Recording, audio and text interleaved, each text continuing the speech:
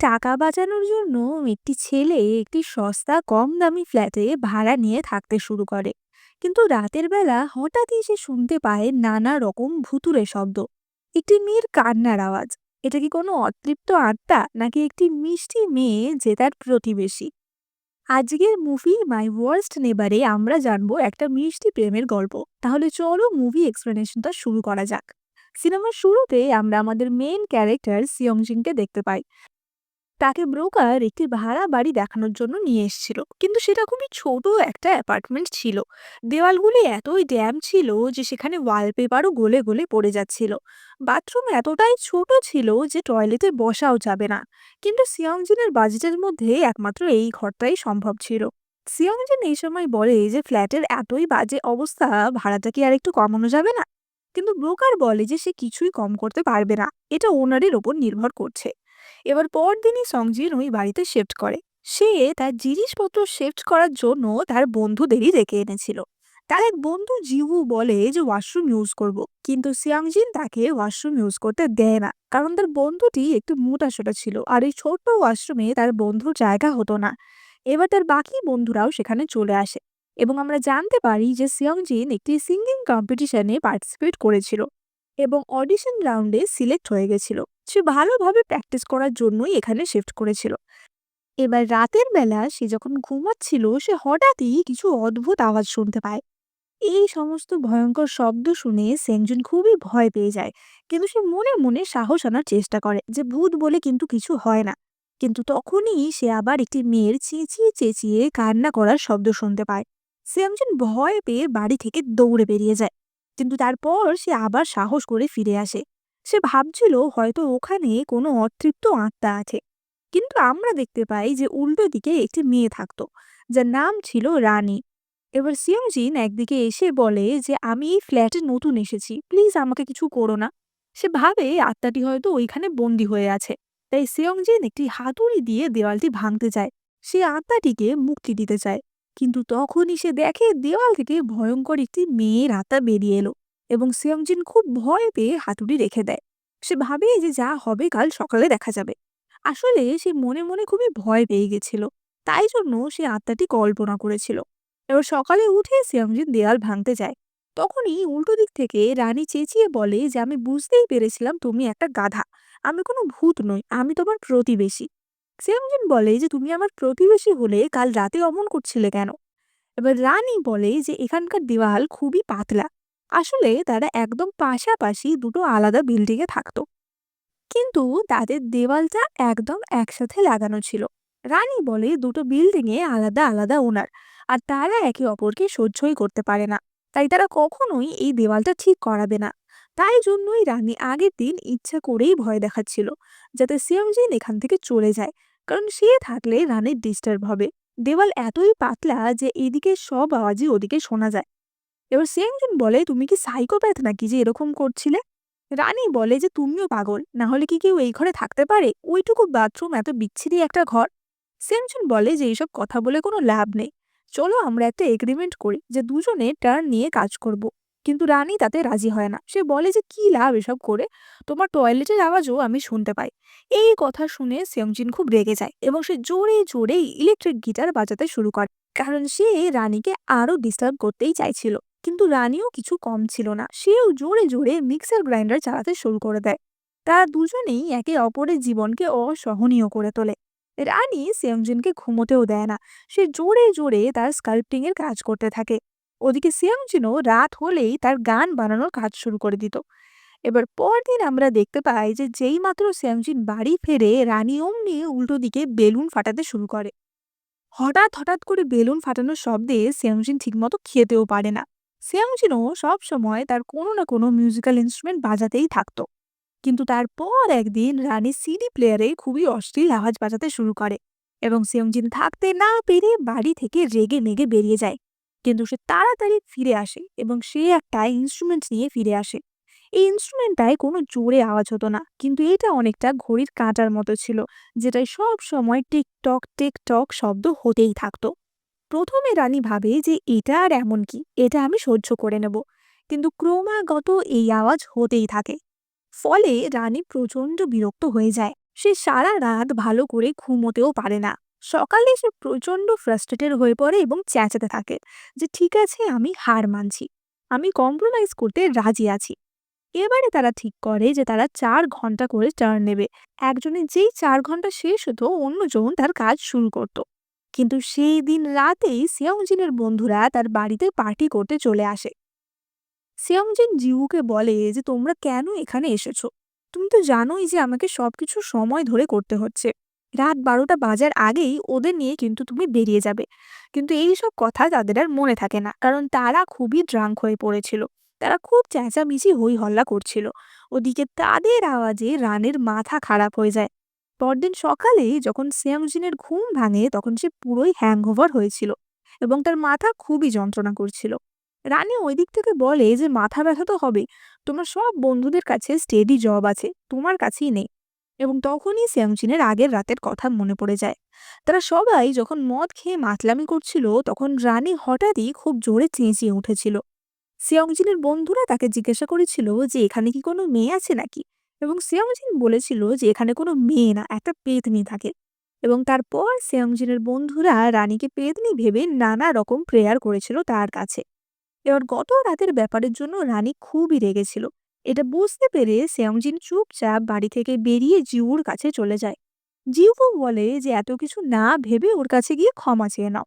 সিয়াংজিন জিউর কথা মতো বাড়ি এসে রানীর কাছে ক্ষমা চায় এবং বলে যে দেখো, 2 দিন পর আমার সেকেন্ড রাউন্ডের অডিশন আছে। আজ আর কাল আমরা শিডিউল অনুযায়ী কাজ করি।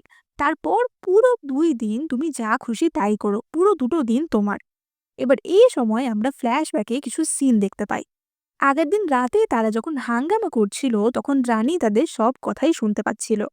সেই সময়ে সিয়াংজিন বলে যে তাদের এই 4 জন বন্ধুর একটা গানের ব্যান্ড ছিল, কিন্তু সেটা সাকসেসফুল হয়নি।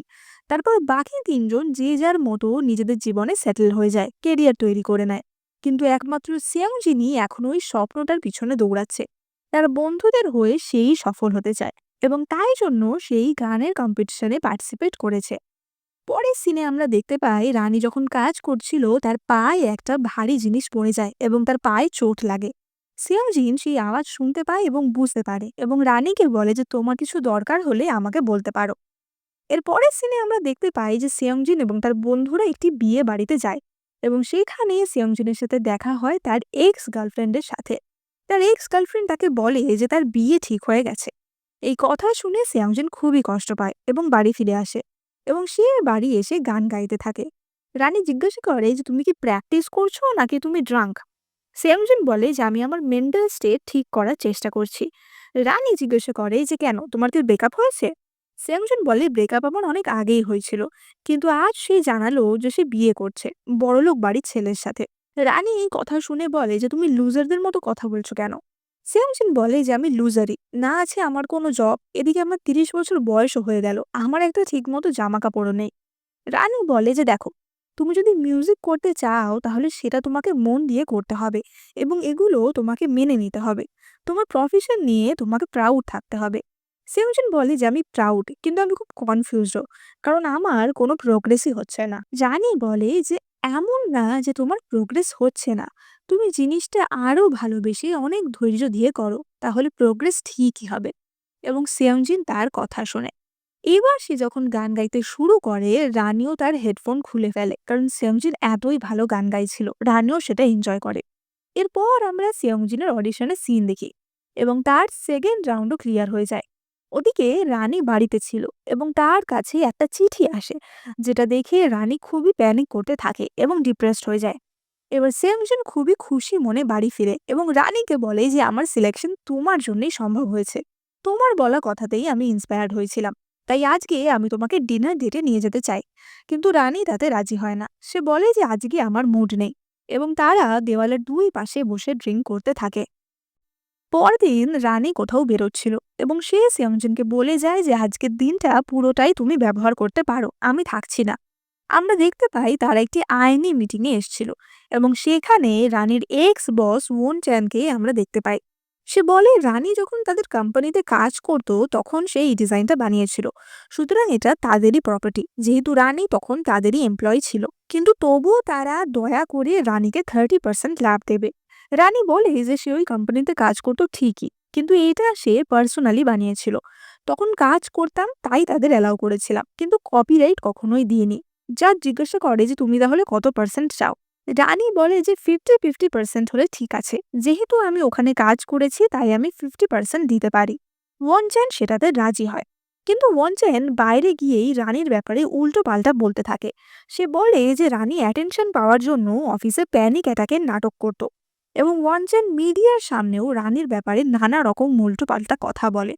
সেই ভিডিও সিয়ংজিৎ দেখতে পায় এবং সে বলে যে এবার ওয়ানচানকে উচিত শিক্ষা দিতেই হবে। তার পরের দিন থেকে সিয়ঞ্জিনের বন্ধুরা ওয়ানচানকে ফলো করতে শুরু করে দেয়, এবং ফলো করতে করতেই তার জিমে পৌঁছে যায়। সিয়ংজিনের একজন বন্ধু ওয়ানচানের প্রোটিন শেকে জোলাপ মিশিয়ে দেয়, এবং সেই প্রোটিন শেক খাওয়ার সাথে সাথেই ওয়ানচানের পেট খারাপ হয়ে যায়, এবং তার পেট থেকে নানা রকম গুড়গুড় গুড়গুড় আওয়াজ বেরোতে থাকে, এবং সে ওখানেই ছড়িয়ে ফেলে। বাকি সবাই এই জিনিসটার ভিডিও বানায় এবং ওয়ানচানের সেই ভয়ঙ্কর ভিডিও ভাইরাল হয়ে যায়। রানী বুঝতে পারে এটা সিয়ংজিনেরই কাজ। এবার সিয়ংজিন বাড়ি এলে রানী তাকে জিজ্ঞাসা করে যে তুমি ওরকম করেছো তাই না। সিয়ংজিন বলে যে এটা করা খুবই জরুরি ছিল। সিয়ংজিন রানীকে জিজ্ঞাসা করে যে আচ্ছা তুমি বাড়িতে বসে বসে বোর হয়ে যাও না। রানী বলে যে তুমি আমার জীবনটা অনেকটাই ভালো করে দিয়েছো। সিয়ংজিন তাকে আবারও দেখা করার কথা বলে, কিন্তু রানী বলে যে দেখো তোমার অডিশন হয়ে যাক, তারপর আমরা দেখা করব। সিয়ংজিন মজা করে বলে কিন্তু অডিশনের পর আমি যদি ফেমাস হয়ে যাই তাহলে কিন্তু টাইম পাবো না। কিন্তু আজকেই আমি খুবই জেনারেস ফিল করছি, ভাবছি তোমাকেই আমার গার্লফ্রেন্ড বানিয়ে নিই। তুমি কি আমার গার্লফ্রেন্ড হবে? রানী এই কথা শুনে খুবই হাসতে থাকে। এরপর তারা তাদের বিছানা দুটি দেওয়ালের একদম দুই পাশে লাগিয়ে নেয়। সিয়ংজিন বলে চলো আমরা ডেটে যাই। রানী বলে যে কিন্তু কিভাবে। এবার তারা ঠিক করে দুই দিকে তারা প্রিটেন্ড করবে যে তারা রেস্টুরেন্টে গেছে, এবং তারা রান্না করতে শুরু করে। তারা একই পদ রান্না করছিল। সিয়াংজিন তো খুবই ভালো রান্না করত, কিন্তু রানী একদমই রান্না করতে পারতো না। রানী তার রান্না পুরোই পুড়িয়ে ফেলেছিল। কিছুক্ষণের পর রানীর বোন সেখানে আসে, এবং রানী তার বোনকে সব কিছু খুলে বলে। তার বোন জিজ্ঞাসা করে যে ছেলেটার নাম কি, এবং রানী বলে যে তারা এখনো একে অপরের নামই জানে না। ওদিকে সিয়াংজিনের বন্ধু জিউ সেখানে এসেছিল, এবং তারা চারজন মিলে খুবই মজা করে। পরদিন থেকে আমরা দেখতে পাই যে রানী এবং সিয়ংজিন সব সময় কথা বলতো। তারা একে অপরের প্রতি খুবই আকৃষ্ট হয়ে পড়েছিল। এবার তখনই সিয়ংজিনের দরজায় বেল বাজে, এবং সিয়ংজিন দেখে তার এক্স গার্লফ্রেন্ড সেখানে এসেছে। তার এক্স বলে যে আমি জানি এখানে আসটা ঠিক হয়নি, কিন্তু একমাত্র তোমার কথাই আমার মাথাতে সবার আগে এসেছিল। আমি এই বিয়েটা করতে চাই না, আমি কি তোমার সাথে একটু কথা বলতে পারি? এবার সিয়ংজিন জানতো যে তাদের কথা যদি তারা ঘরে বসে বলে তাহলে রানী সব কথাই শুনতে পাবে। তাই সে তার এক্স গার্লফ্রেন্ডকে নিয়ে বাইরে গিয়ে বসে। তার এক্স গার্লফ্রেন্ড তাকে বলে যে তুমি একদমই বদলাওনি, আগেও এরকমই ইনোসেন্ট ছিলে, এখনো তাই আছো, তুমি বাদে সবাই বদলে গেছে। ওদিকে রানীকে ওয়ানচান একটি ক্যাফেতে দেখা করার জন্য ডেকেছিল। ওয়ানচান বলে যে আমি একটা কন্ট্রাক্ট এনেছি, এবং আমি 50-50-তে রাজি আছি। তুমি ভাবো আমরা কতদিন একসাথে কাজ করেছি। তুমি যখন এমপ্লয়ি হিসেবে জয়েন করেছিলে কত হার্ড ওয়ার্কিং ছিলে। আমাদের দুজনেরই একই স্বপ্ন, সুতরাং চলো আমরা একসাথে কাজ করি। এবার রানীর তখনই কিছু পুরনো কথা মনে পড়ে যায়। তার মনে পড়ে যখন সে ওয়ানচেনের কোম্পানিতে কাজ করত, তখন ওয়ানচেন তার ডিজাইন চুরি করে নিজের নামে চালিয়েছিল। এই কথা মনে পড়ার সাথে সাথেই রানী কন্ট্রাক্ট সাইন না করেই ওখান থেকে চলে আসে, এবং তার আবারও পুরনো কথা মনে পড়ে গিয়ে প্যানিক অ্যাটাক শুরু হয়ে যায়, এবং সে খুবই অসুস্থ হয়ে পড়েছিল। সে তার বোনের ক্লিনিকে যায়, কারণ তার বোন একজন ডক্টর ছিল। তার বোন বলে যে তোমার আরো আগে আসা উচিত ছিল, কারণ তোমার শরীর এখন খুবই খারাপ হয়ে গেছে। ওদিকে আমরা সিয়ংজিনকে দেখতে পাই। সে তার সিঙ্গিং কম্পিটিশনের স্টুডিওতে গেছিল। ওখানকার লোকেরা তাকে একটি ক্যামেরা দেয় এবং বলে যে তার ডেইলি লাইফ লগইন করতে হবে। স্টুডিও থেকে সিয়ংজিন তার এক বন্ধুর কাছে গেছিল, যে বন্ধুটি একজন উকিল ছিল। এবার ভাগ্যক্রমে যেহেতু ওই বন্ধুটি একজন উকিল ছিল, তার কাছে ওয়ান চ্যানের ওই কন্ট্রাক্টটা ছিল। এবার সে ওয়ান চ্যানের কন্ট্রাক্টটা পড়ে বলে যে ওয়ান চ্যান খুবই স্বার্থপর, কারণ এই কন্ট্রাক্টে সাইন করলে ও রানীর কপিরাইট চুরি করে নিতে পারে। অর্থাৎ রানীর যে ক্যারেক্টারটা সে বানাচ্ছিল সেটা আর রানীর থাকবে না, এবং ওয়ান চ্যান রানীকে এইভাবেই ফাঁসানোর চেষ্টা করছে। তাই এই কন্ট্রাক্টে সাইন না করাই ভালো। এবার এই কন্ট্রাক্ট থেকে সিয়াংজিন রানীর নামটা কিন্তু জেনে গেছিল। সিয়াংজিন বাড়ি ফিরে আসে এবং সে কিছু বলার আগেই ওদিক থেকে রানীর বোন কথা বলে। রানীর বোন বলে যে তুমি এখন কিছু বলো না, রানী খুবই অসুস্থ তাই ও রেস্ট নিচ্ছে। রানী আসলে কাউকে দেখায় না, খুব চাপা স্বভাবের, সব প্রবলেম নিজের মধ্যেই রাখার চেষ্টা করে। তাই জন্যই ওর এরকম প্যানিক অ্যাটাক হয়। কিন্তু তোমার সাথে দেখা হওয়ার পর থেকে ও অনেক ভালো আছে। ওর এইভাবেই সবসময় খেয়াল রেখো। এবার আমরা দেখতে পাই যে সিয়ংজিন নেক্সট দিন চানওর ওখানে যায় এবং তাকে খুব পেটায়, বলে যে তুমি কেমন মানুষ যে অন্যদের স্বপ্ন চুরি করে নিজের কেরিয়ার করার চেষ্টা করছো। এবং তাদের দুজনের মধ্যে মারামারি লেগে যায়। ওয়ানচেন রানীকে কল করে বলে যে তোমার সাহস তো কম না, তুমি মারপিট করার জন্য একটা লোককে পাঠিয়েছো। আমি তোমার ভালোর জন্যই ডিলটা দিয়েছিলাম, কিন্তু আর না, তুমি আর আমাকে কল করবে না। কিন্তু তখনই ওয়ানচেনের অ্যাসিস্ট্যান্ট বলে যে ডিলটা তো স্যার খুবই ইম্পর্ট্যান্ট ছিল, এটা না হলে তো আপনারই ক্ষতি হবে। ওয়ানচেন বলে যে তুমি টেনশন নিও না, রানী কখনোই নিজের স্বপ্নের উপর গিভ আপ করবে না। আমি জানি ও এই ডিল সাইন করবেই। সিয়ংজিন বাড়ি ফিরলে রানী বলে যে তুমি কেন ওখানে গেছিলে, কি দরকার ছিল এরকম রিস্ক নেওয়ার। এমনিও আমরা কোনোদিন একে অপরকে দেখিনি, আমাদের সম্পর্ক এই অবধিই ঠিক আছে। সিয়ংজিন বলে যে তুমি জানো না যে ও কত খারাপ একটা লোক। ও তোমার সাথে ফ্রড করার চেষ্টা করছে, তোমার কপিরাইট নিয়ে নেওয়ার চেষ্টা করছে, ওই কন্ট্রাক্টটা তুমি সাইন করো না। রানী বলে যে তোমাকে এসব ভাবতে হবে না, আমি একাই সব সামলে নেব। সেমজন বলে যে তুমি এরকম কেন করছো, আমি জানি তুমি কতটা কষ্ট করেছো এই কাজটা করার জন্য, তুমি প্লিজ সাইন করো না। পরদিন রানী বাড়ি এসে সেমজিনকে জিজ্ঞাসা করে যে তুমি বাড়ি আছো, কিন্তু সে কোনো উত্তর পায় না। সে ভাবে সেমজিন বাড়িতে নেই এবং সে তার বস ওয়ান চ্যানকে কল করে এবং বলে যে সে কন্ট্রাক্টটা অ্যাকসেপ্ট করতে রাজি আছে। কিন্তু সেওজিন তখন বাড়িতে ছিল এবং সে সবটাই শুনতে পায় এবং তার খুবই খারাপ লাগে। তাদের সম্পর্কটা আর আগের মতো থাকে না, তারা আবারও কেবলমাত্র প্রতিবেশী হয়ে যায়। ফলে সিয়াংজিন তার কাজে ঠিক মতো কনসেন্ট্রেট করতে পারছিল না। ওদিকে তার কম্পিটিশনের দিনও আবার এগিয়ে আসছিল। সিয়াংজিন রানীকে বলে যে যতদিন না আমার অডিশনটা শেষ হচ্ছে আমি অন্য কোথাও গিয়ে থাকবো, এবং সে জিউর দোকানে চলে যায়। সেয়ংজিন সারাদিন একই জায়গায় শুয়ে থাকতো, কিছুই করতো না, কোনো কিছুতেই তার মন বসতো না, মিউজিকেও না। এবার স্টুডিও থেকে তার কাছে কল আসে যে ব্লগিং ক্যামেরাটা ফেরত দিয়ে দিতে হবে। সেয়ংজিন তার পুরনো বাড়িতেই ক্যামেরাটা ফেলে রেখে এসেছিল, কিন্তু ক্যামেরাটা সে নিজে না গিয়ে জিউকে পাঠায় আনার জন্য।